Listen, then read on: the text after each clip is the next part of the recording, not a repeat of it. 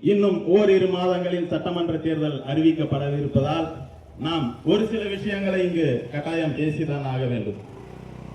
நமது தற்போது இங்கே சட்டமன்ற உறுப்பினராக இருக்கும் திமுகவை சேர்ந்த காரம்பாக்கம் கணபதி அவர்கள் ஓட்டு கேட்பதற்கு கூட நமது அயப்பாக்கம் பகுதிக்குள் வரவில்லை. ஓட்டு கேட்பதற்கு கூட வரவில்லை. இன்னைக்கு எலெக்ஷன் முடிஞ்சு அவர் எம்எல்ஏவா தேர்ந்தெடுக்கப்பட்டு 5 வருஷம் அடுத்த எலெக்ஷனே வந்துருச்சு. எத்தனை முறை வந்திருக்காருங்க சொல்லுங்க, யாராவது சொல்லுங்க, பார்த்திருக்கீங்களா?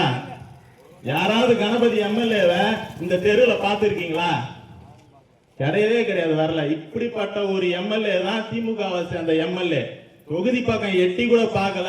தொகுதி மக்கள் இருக்காங்களா செத்து போனாங்களா கூட தெரியாதவருக்கு அவர் என்ன வருவாரு. அந்த ஹவுசிங் போர்ட்ல ஒரு பார்க் இருக்குது, அந்த பார்க்கு தான் அவங்களுக்கு அயப்பாக்கம், பார்க்கு தான் மதுரவாயில் தொகுதியா அவங்களுக்கு.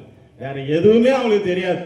அந்த பார்க்ல வரது, பார்க்ல ஒரு 10 பேர் அவங்களுடைய ஆளுங்களே நிக்க வச்சுக்கிறது, ஆகா ஓகோ ஆகா ஓகோன்னு புகழ் பாடுறது போயிடுது. இங்க வந்து பாருங்க, இந்த ரோட்டை பாருங்க எப்படி இருக்குது. எதுக்கு மக்கள் உங்களுக்கு ஓட்டு போட்டு தேர்ந்தெடுத்தாங்க? பார்க்ல வந்து கலை நிகழ்ச்சிகளை பார்க்கறதுக்கா? மக்கள் பிரச்சனையை பார்க்கறதுக்கு? இந்த ரோடை வந்து பாருங்க, இந்த குளத்தை வந்து பாருங்க. புரட்சி தலைவர் அம்மா அவர்களின் காலகட்டத்தில் வந்து குளத்தை சீரமைச்சாங்க. இன்னைக்கு இந்த குளம் எப்படி இருக்கு பாருங்க. இந்த குளத்தை வந்து பார்த்தாரா? இந்த ரோட்டை வந்து பார்த்தாரா? இந்த மக்களை வந்து பார்த்தாரா? மக்கள் படுற கஷ்டம் என்னன்னு தெரியுமா அவருக்கு? ஒன்னும் தெரியாது. இதோட அடுத்த தேர்தலுக்கு ஓட்டு கேட்கறது கூட வருவாரோ வரமாட்டாரோ தெரியாதீங்க. ஆனா மக்களை அவருக்கு ஓட்டு போட்டு மறுபடியும் ஜெயிக்க வைக்கணும். இதெல்லாம் என்ன நடக்குது பாருங்க இந்த நாட்டில். இப்படிப்பட்ட ஒரு சட்டமன்ற உறுப்பினர் நமக்கு தேவையா? இந்த முறை மக்கள் எல்லாம் சிந்திச்சு தயவு செஞ்சு நமக்கு யார் நன்மை செய்வாங்க, நமக்கு ஒரு பிரச்சனைனா யார் வந்து இங்க நிற்பாங்க, அதை யோசிச்சு மக்கள் ஓட்டு போடுங்க. நமக்கு கொரோனா காலத்துல எல்லாம் நம்ம முன்னாள் சட்டமன்ற உறுப்பினர் முன்னாள் அமைச்சர் பெஞ்சமின் அண்ணன் வந்தாரா? இங்க வந்து நம்மளெல்லாம் பார்த்துட்டு போனாரா? வந்து கொசுமா அந்த கொரோனா மருந்து எல்லாம் தெளிச்சாரு, வந்து மக்கள் எல்லாம் சந்திச்சுட்டு போனாரு.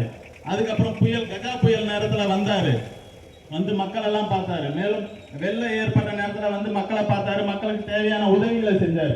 அப்படிப்பட்ட ஒருத்தர் தான் நம்ம வந்து தேர்ந்தெடுக்கணும். நம்ம பிரச்சனைக்கு யார் நம்ம கூட வந்து நிற்பாங்க, நம்ம கூப்பிட்ட குரலுக்கு யார் போய் நம்மளை பார்க்க முடியும், நம்மளை யார் வந்து பார்ப்பாங்க, அப்படிப்பட்டவங்களை தான் நாம சட்டமன்ற தேர்தலில் வருகின்ற சட்டமன்ற தேர்தலில் தேர்ந்தெடுக்கணும். வருகின்ற சட்டமன்ற தேர்தலில் எடப்பாடியார் அவர்களை வந்து ஜெயிக்க வைக்கிறதுக்கு, மீண்டும் முதலமைச்சர் ஆக்குவதற்கு நாமெல்லாம் இன்றைய தினத்துல நமது கழக தலைவர், நமது தெய்வம் புரட்சி தலைவரின் அவர்களின் பெயர்ல சூளுரைப்போம்.